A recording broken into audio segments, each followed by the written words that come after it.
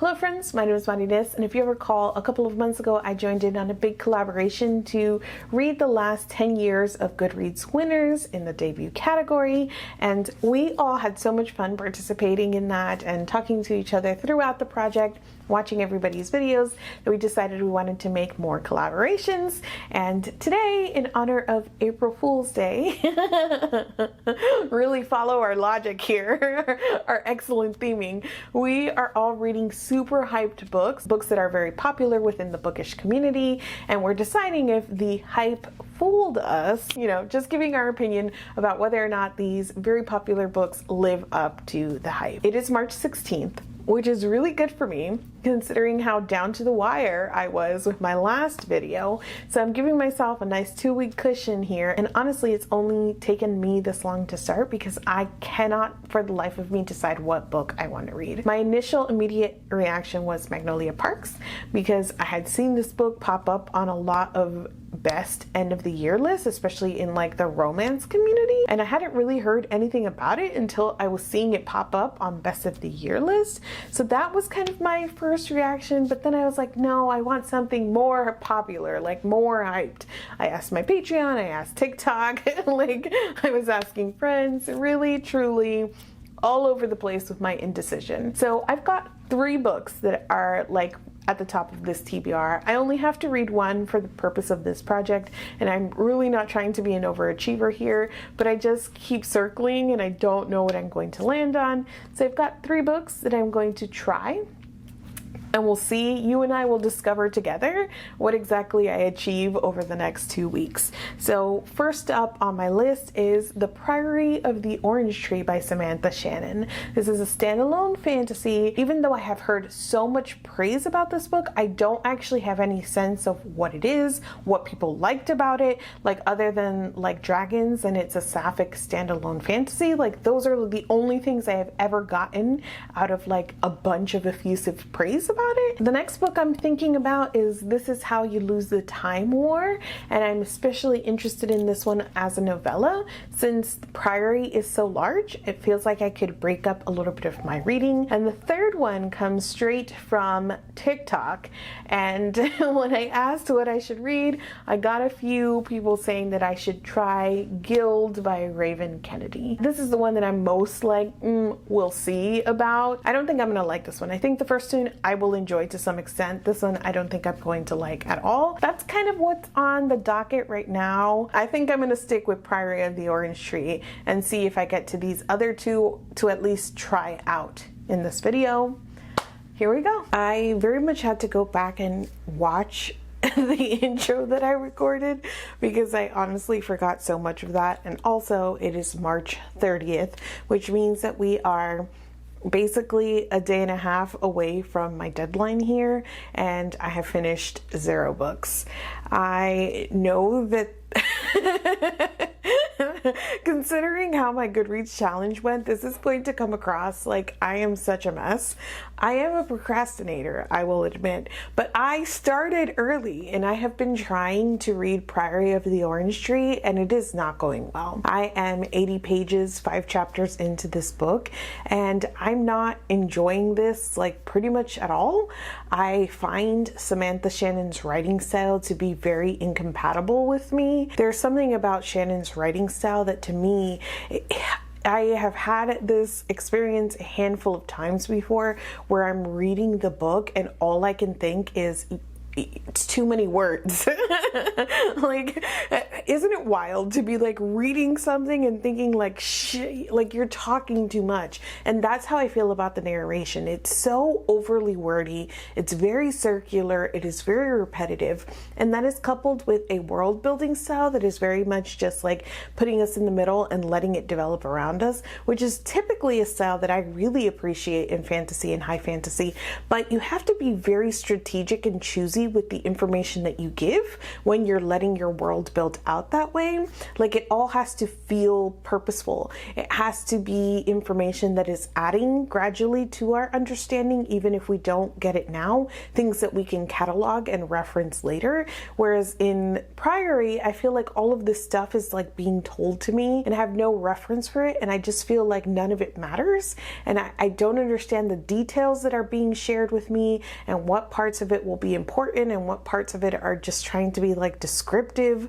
I don't have a hold in any of these characters who all, I think we have like 4 main characters at this point, and they all sound the same to me. There is not a lot of differentiation between the 4 characters in their voice, and that's tough because I am kind of floundering in this world. So even though they're like in different locations or whatnot, I still don't like have a map drawn in my head of this place or what the differences are between these places, because Shannon hasn't fully built that out for us yet, which again is fine. But all of this coupled together, I'm just sitting here in the story like with no footholds and like very uninterested in everything that it's presented over the last 80 pages. And this book is so freaking long is the other thing that I keep thinking, is that it's doing this to me. It is building this way. It is like so slow, and yet it is so long.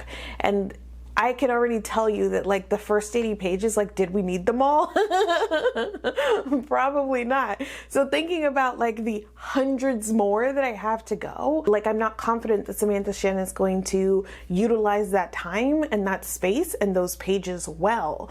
I don't, oh man, I picked Priory because I was hopeful that I would enjoy it, and I didn't want to do like a whole other project or vlog where I was like disliking what I was reading.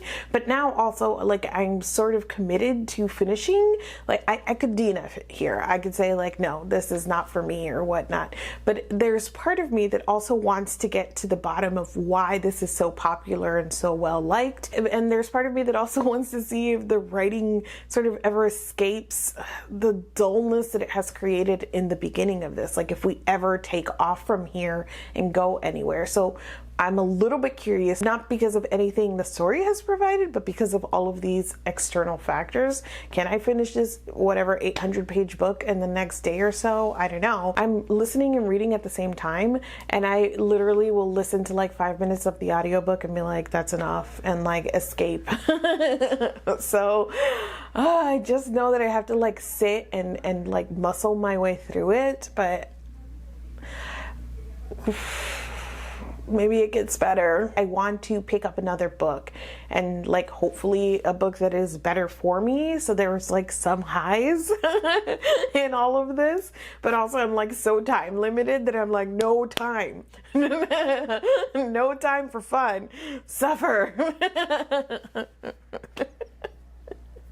I'm feeling much better about my ability to finish Priory today. I just have a little chunk of the audiobook left, but I wanted to give a little update because at this point there are a couple of things sort of circling around in my head. First off, at around 160 or so pages, I thought that maybe the story was taking off, and there was a little increase in pace at that point, but any momentum that the story builds is choked by the flipping between characters and point of views. When you do have multiple POVs, that is definitely something you have to balance. I think the pacing in a multi-POV story is very tricky because of this, and unfortunately I don't think that Shannon gets the balance right. Every time I feel like, okay, here we go, here goes the story, we're like dropped back into a POV that hasn't quite taken off yet, or is like sitting sort of languidly, and I don't enjoy that pacing. I've been thinking also about like stories that do start slow and build slow and then take off at the end. And I don't think that that's inherently a bad thing. I don't think that's necessarily like a fault. Something I would dock a story for if it's a slow build with like a takeoff ending. But I think it is difficult to get right. It has to feel purposeful and not patchy. And the end has to be worth the slow build of the beginning. So much of this experience, like overall, like it was not a good beginning, and that's going to dock it stars. But so much of like ultimately how I feel about this book is going to hinge on if the end makes this very slow beginning worth it. I don't have a lot of faith. I will tell you that. Particularly because another thing I'm thinking about is sort of the hollowness of the world and the world building. This entire story really hinges on this idea of like different countries being divided along religious differences. And I don't think that that is fully fleshed out. I don't think that the story is quite saying anything along the lines of like what those religious differences look like and how they would play out along society. It feels very one-dimensional, very hollow, particularly because at this point, I still don't know if I have a full view of why these nations all sort of like fell along these lines. And that is purposeful. It feels like part of what we're building towards in the plot. A sort of mysterious element here is what exactly is happening between all of these nations and what happened in the past, what we're building towards that might be coming back around in the present. So we're being fed elements of this kind of slowly. I don't know that that's a great idea in the type of story that this is. To have like your main sort of thematic centerpiece also revolve around like withholding of information feels very odd to me.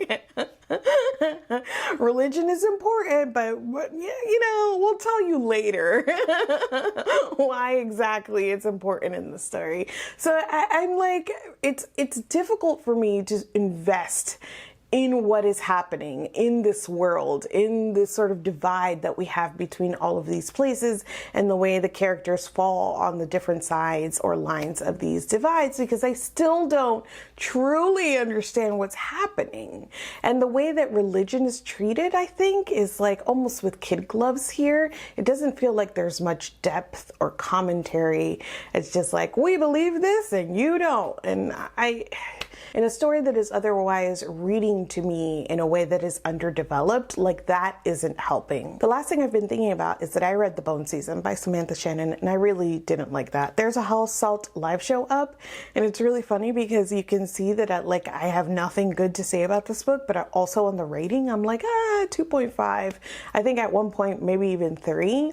But this has completely soured in my memory. Even before reading Priory, I looked back and I was like, no, I was totally wrong. That's like a 1.5 star rated book. It's very weird trying to think back on it, like why I was a star or almost a star and a half, like higher than what it really settled into my feelings, but that's neither here nor there. I had a lot of complaints about The Bone Season, and it was very interesting to hear people tell me that that series gets better and stronger. It was a debut. Samantha Shannon wrote it when she was very young. The series gets better, and even Samantha Shannon herself has said that that book is not her best. It's not good. She's rewriting it in some format for like a 10th anniversary re-release. And then people also said that Priory was much better. Like this is her better book. Like she's grown so much as an author. And I just can't stop thinking about the way that the author who wrote The Bone Season like definitely also wrote Priory.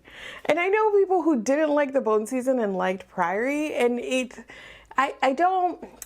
there is an element where things are slightly better here. Like all of the characterizations in The Bone Season were incredibly flat. Here, I feel like they're maybe one step above. I wouldn't call these like super rich or complicated or complex characters. Like, describing them would be a little difficult for me in terms of like what their characteristics are and not just like what their actions or their mission is. So I wouldn't say that these are like super well developed characters. So it's like one step above.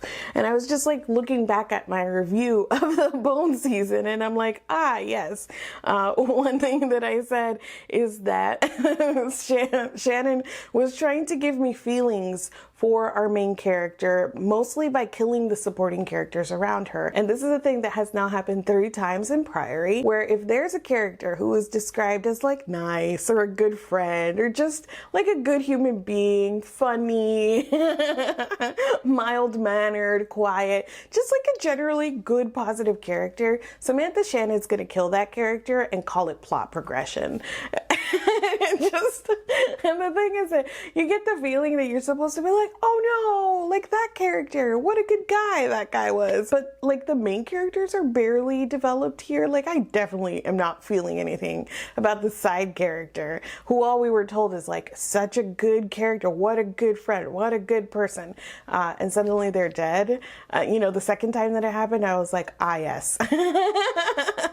I remember this device of Shannon's. It reminds me a lot of the way that Victoria Aveyard talks about her own writing over on TikTok. Like she's got this whole thing about her own writing that she like kills her darlings, that she has all of these deaths in her books that like really affect the reader. She loves to torture her readers with like the deaths of her characters. It's like a whole shtick that she has on TikTok. I've only read Red Queen and I didn't like it. I don't know that I am super interested in more of Aveyard's work, but that whole shtick to me, like I hate it because it very much reads like killing characters for the sake of shock or for the sake of killing characters. And I really don't enjoy that. I want there to feel like in-story reasons why things are happening. I want to be able to follow a line of like, yes, of course that happened. And even if it's shocking to me in the moment of like, oh my gosh, that happened. Like I should be able to look back and say, and like follow the line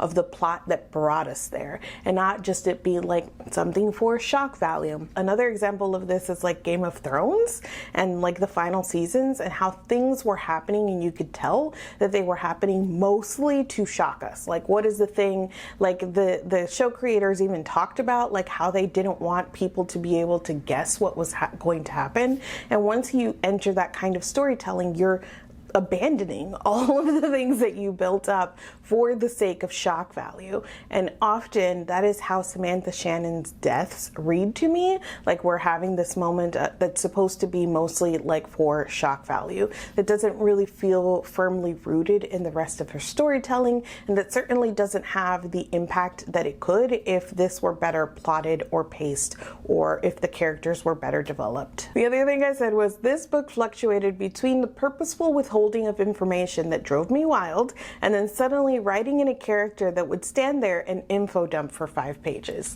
That is also true in Priory, and oftentimes it comes in the form of somebody just being like, shall I tell you a story? And everyone's like, yeah! And then the person sits down and it's like, once upon a time in the land, and tells us like a plot relevant story in the moment. I love stories within stories if they are well deployed, but again, when you have a book, number one, that is so freaking long and is trying to earn its pages, that is also already poorly paced or has a very slow beginning. I'm jumping to conclusions. We'll see if the end wins me over on the pace here, but it is slowly building in the beginning, and that the elements of the world building are kind of sloppily being put together for the reader. Having somebody just sort of sit down and like exposit a ton to us always feels very clunky in the story, and each time that it has happened, I'm like literally groaning and rolling my eyes. So there are definitely hallmarks here of Samantha Shannon's writing, which indicates to me that maybe like Samantha Shannon's not the author for me. It would be very difficult for me to even like describe her writing style. There is something about it that is a little lifeless to me. The actual words, the putting together the words and the descriptions and stuff like that, there isn't anything that stands out in terms of personality. So all of these things that are weaker elements of the storytelling are like at the forefront of my mind, because there isn't anything else about the writing itself or the words that I could say, ah yes, Samantha Shannon style, how beautiful, how lovely, how efficient, how like it's a blank slate. What's at the forefront is how boring. I am not enjoying this, but I will finish it. I feel like I still have so much left to say about this book now that I have finished, but I want to bring it back to sort of the question that we posed here, even if for a little bit of theming about whether or not like this book fooled me with its hype or whatnot. I have come across a lot of people who actually get upset about the idea of a book being called like overhyped. There was a round of discourse on BookTok about how things can't be overhyped, right? Because reviews are subjective, and if it has hype, it has hype or whatnot. But of course, what we're talking about when we're talking about like the hype surrounding a book is that if everybody is talking about loving it, it creates a certain expectation for you when you're going into the book. And then so I get to be the judge about whether or not the book meets those expectations or under delivers on them. And I think that that can be a really interesting and neat data point coming from a reviewer about whether or not a book that you have a lot of like information about because it is widely discussed in the community meets their own standards, and like placing that within that reviewer's taste and opinions, I think is really, really helpful. Anyways, all of that to say that a book can be overhyped. And so I've been really stewing on whether or not I think that this book is overhyped and whether or not like what I heard about this book sort of fooled me. And the more that I think about it, the more that I'm like, you know what, this book delivered on pretty much exactly what I had heard about it. Looking back on it, of all of like the many, many, many things that I have heard about this book, the way it's all over BookTok, the way that it's on booktube as well, I don't know if I've ever heard or retained a plot synopsis of this book. And that might be like a high fantasy thing. It can be difficult to sort of distill a high fantasy down into a simple plot synopsis. It is partially a BookTok thing as well, because people talk a lot more about like the tropes of a book, or like, you know, it has these things versus like this is what this book is about. And that has to do with like time constraints and like the language that that community has formed.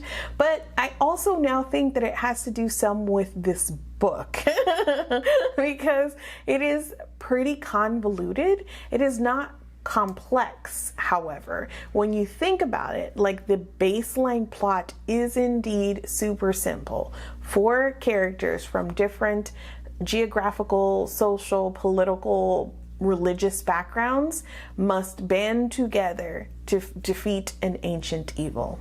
That's what this book is about. And then you can get into the details of who your 4 main point of view characters are. You have a woman who is pretending to be a handmaiden to the queen, even though she is a mage sworn to protect the queen, because it is said that as long as somebody from that royal bloodline is on the throne, then the ancient evil will remain at bay. And then you have a close friend to the queen who is exiled mostly because of that proximity. Even though they are just friends, it looks bad for the queen to have a man so near her. So he gets exiled for those reasons, but then he's on his own quest to find out what happened to the queen's father, and he's getting closer and closer to the truth about the ancient evil and the differences that all of these places have within their own religious beliefs. Then you have a peasant woman who is training to become a dragon rider, and then you have an alchemist who was banished from the queen's court when he was unable to produce her the elixir of life, and he gets thrown into the mix of all of this as well. So again, the most complicated part is understanding who these 4 characters are. I don't think the plot itself is complicated, but it is convoluted, which I think speaks to some of why you don't really hear about like what this book is about, and more like I don't really hear people hyping this book for the plot. I personally didn't hear a ton about like the twists, the turns, right? Edge of my seat. There are actually 3 main things that I heard about when I was hearing about this book. 1, that it's a standalone high fantasy. 2, that it is a sapphic romance, a sapphic fantasy, and 3, that it has dragons, right? Those to me seem to be the 3 main selling points. And so as I consider whether or not this book fooled me, I'm like, I don't know, those 3 main selling points did all exist. Like, yes, that is what I primarily heard about this book, and that is what was delivered. So in that sense, like, I wasn't fooled by anything here. I don't think the community is selling this book in a way that is false necessarily, but I would like to talk about those 3 elements and whether or not I think they lived up to the hype, right? If I think that it did anything along those fronts, well. So first, this is a standalone high fantasy. It is 840 something pages, over 800 pages. It does have a prequel set in the same world. I'm very curious to see how this develops and if we continue to get just books, standalone books in this world, or if like other things will come out attached to these characters, which will be interesting because so many people love this because it is a standalone. I have seen people say that they wish that this was chunked up into a longer series because there was so much here. And to me, I don't think that there actually was enough here for more. My solution to what is going on in this book is not going to be, oh, it needs more books. Absolutely not. I don't think that you solve this like problem of being too convoluted for too simple a plot by like chunking it up further. I just also don't think that this earned its pages. After sitting in this for over 800 pages, I don't have a great sense of anything. I don't have like a really great sense of the world and the differences between places, like mental images for each place and how they are different. I don't have a great sense even of like the religion. I can tell you some like root stories about them, but like the practices of the religion and how it informs society and how it informs people's day-to-day life, I don't even really understand at this point why like the big villain was villaining. Like we don't have a great sense of like what he's after or what he's doing. The nameless one, it's just like, oh, he's coming back again and we got to defeat him, and you just kind of roll with that without a true sense of like what the evil's end goal is, honestly. And I guess you can say that that's like fine, you don't need it, but it's not fine for over 800 pages. Like some like wishy-washy sense of like what the evil wants is fine for a 300 page book, but if we're spending so much time here to walk away not even understanding the elements of like the religion you have set up or the world you have set up, I think is a problem. I also feel like the characters are pretty bland considering how much time we spend with them. I can describe more about their circumstances and their quest than I can about their character and their personality. There's a scene in the book where Loth is being asked by somebody else like, oh, describe the queen. And he starts by describing circumstances, right? And I just laughed to myself because I'm like, I too would not be able to describe the queen. But then later on in the conversation, he does say something about her being maybe like kind-hearted or something like that. And I'm like, really? Because there's nothing in like her behavior that I can say, oh, this character has this kind of personality. She's just very, very blank. I think that maybe Sabran was one of the most sort of like flat characters. Iad is one of the most developed, but even so, like she's blunt. I can tell you, like she's very honest and blunt. And that's pretty much as far as like the characterization for her goes. So I don't think that for the number of pages that we had, we got a lot of use out of it when it came to developing any of the elements of this story. So standalone high fantasy, I mean, yes, it is that. Is it a good one? Not to me. Second, this is a Sapphic romance. I thought a lot about this because I know what it is to sort of be representation starved. And I'm not saying that that's why anybody likes this book. I think people like this book because they think it's a good book. And so my opinion doesn't change their opinion. They think that this is a good book, right? I'm talking about like big picture when you think about a genre and when you think about like how many Sapphic high fantasies exist, right? There is a tendency to treasure the ones that you do get, right? And also I think it is important to support the ones that we do get in terms of like making sure that people know that there is a market for this. In that regard, like I'm so happy that Priory found a wide audience, and I absolutely get that aspect of it and why so many people are like, yes, you know, high fantasy, a Sapphic romance, let's go. That said, to me, I don't think this quite delivered on that relationship. And that goes back to what I've already said about the characters being incredibly flat. We got to the romance portion of this and I was more like, really? I knew it was coming because I had heard it described, and when I met all of the characters I was like, okay, it's gonna be these two. But by the time we got to it, I was like, I don't know that this built in a convincing way. I don't know that I could tell you like why these two people fell for each other, except for really like proximity. And here's the thing, this made me so uncomfortable. And to be clear, I'm not saying that Samantha Shannon is problematic. I'm not saying that this book is racist, but this book does raise a number of things that have real world context, but then like doesn't say anything about them or acknowledge them. For instance, the like differences in religion in this world are divided between East, West, and South to some degree. This is high fantasy, so it's like completely divorced from our world and our context, but at the same time Shannon is using like these words that do have real world context, and there really isn't anything acknowledging the way that Eastern and Western religions are viewed in our world, or how the global South is viewed in our world, but yet it kept saying like East versus West. So that is pinging something for me in my brain, somebody who lives in the same world that Samantha Shannon does, but with like no acknowledgement in this book. And truly the way that religion is handled overall was incredibly shallow, not only because the religion wasn't like super well developed, it was more developed for the West than it was the East, which is interesting, but also because like at the end of the story it just really boils down to, well, like, can't we just overcome our differences and all get along? And everyone goes, yeah.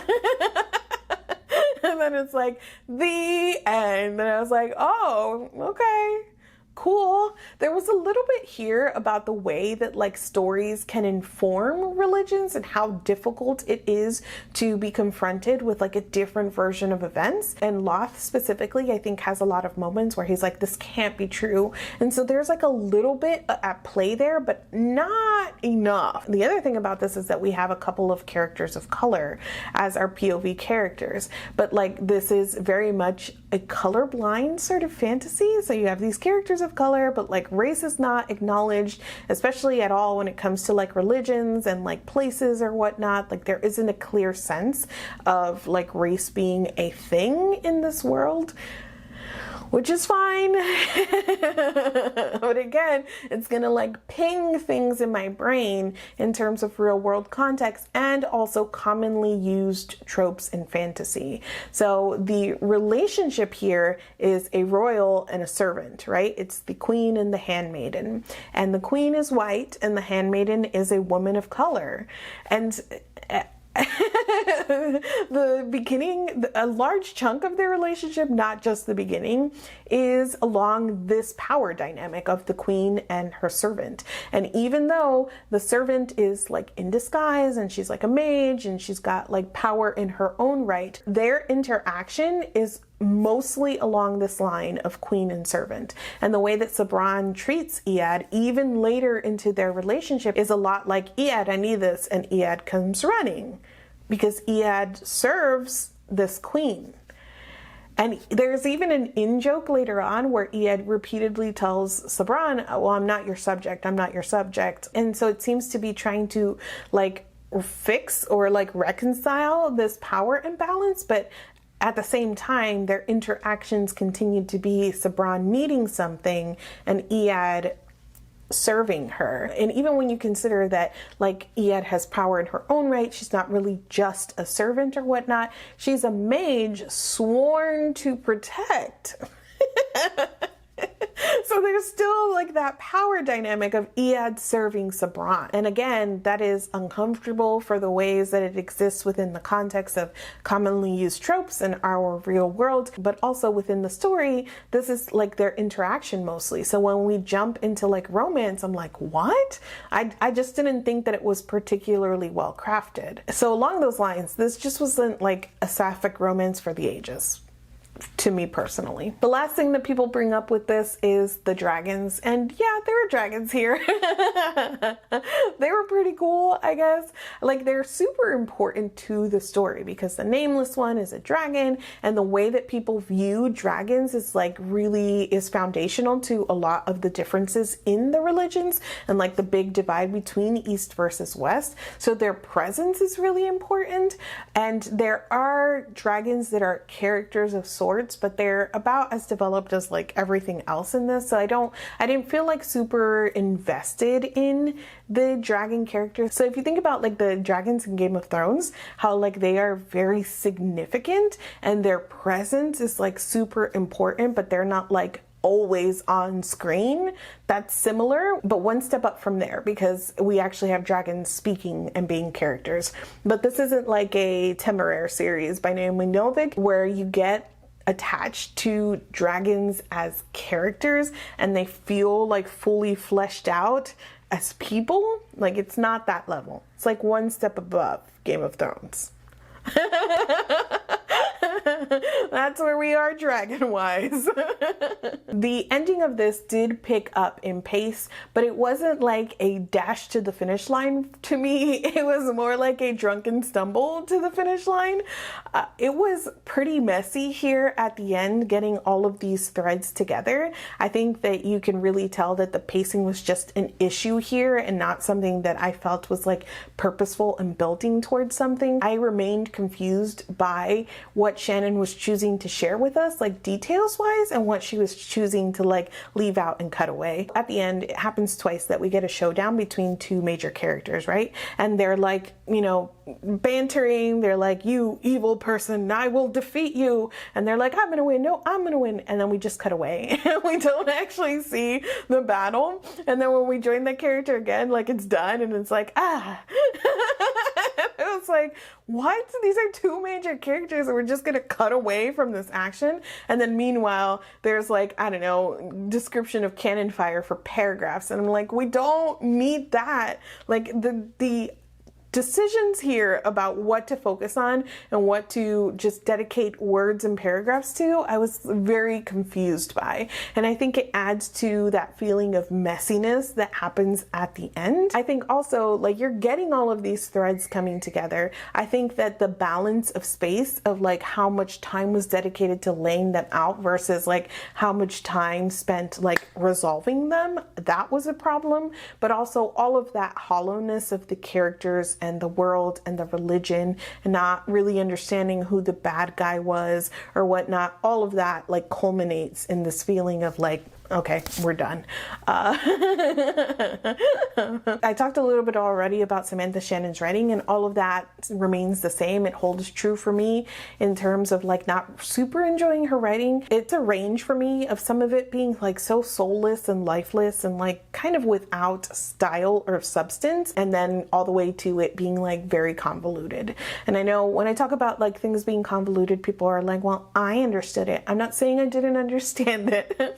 I'm saying that it was convoluted, so that it often was like picking through it to get to like the meat of what was actually trying to be said, or like the meat of the dialogue or the action. I honestly think, however, that that like style is part of what makes this have mass appeal, because it is convoluted, like masquerading as complexity. And so you have the story that is like pretending to be this like very complex high fantasy, but also if you like skim it, if you let it wash over you, if you understand or absorb like every other word, you can still get that really basic plot at the bottom. And so I think that that contributes to it having mass appeal, is that you've got this thick high fantasy that you can kind of like, you know, flounder your way through and get to the point. Also, the fact that it is super long, I think contributes to the hype and sort of the lore that the community has built up around this book. It being long is part of that now, and like I finished this like big brick of a book. A lot of times when people talk about this book, they talk about how big and how long it is,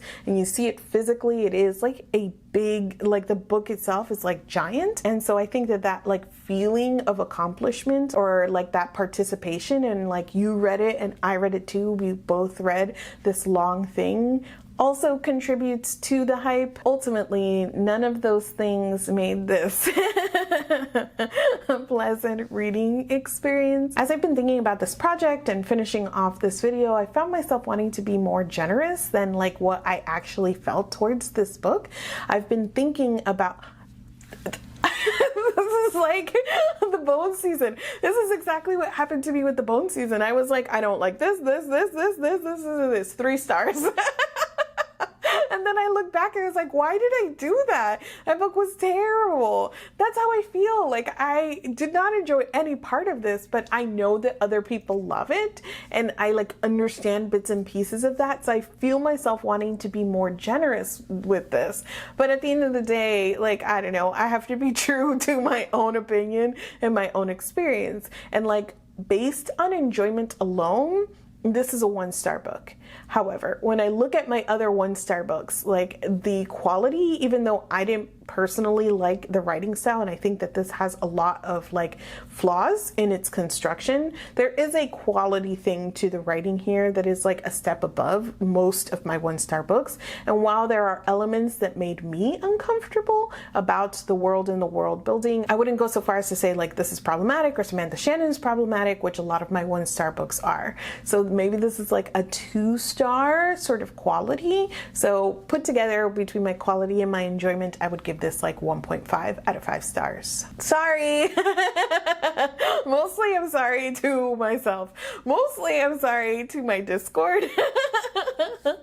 I spend so much time complaining to my Discord. I love them so much for putting up with me, especially because there were people there who enjoyed this, even though we're a bunch of people who love like nitpicking or exploring even the things that we love. So I know that they were fine with me kind of talking about my problems with this, but also I talked about it so much. So I appreciate them being so patient with me. Honestly, the first time I went in there to be like, oh my God, this book, I said like, I'm going to DNF it. I'm going to pick another book for this project. But in talking about all of my problems that I had faced up to that point, like, I don't know, I felt like, no, I can do this. I got fortitude and strength from my Discord to continue on. So like, if you're sitting there and you're like, I hate you for this review of my favorite book or this book that I love, you know, blame the Discord.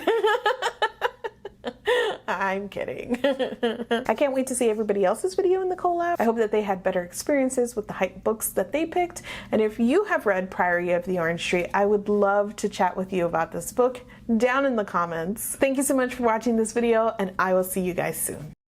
I'm honestly sitting here, this is going to be late again. But I was sitting here for a while just thinking, I know that I left something out. There's like more things that I wanted to complain about and I left them out, which is probably true, but I gotta go. Well, this has to go up.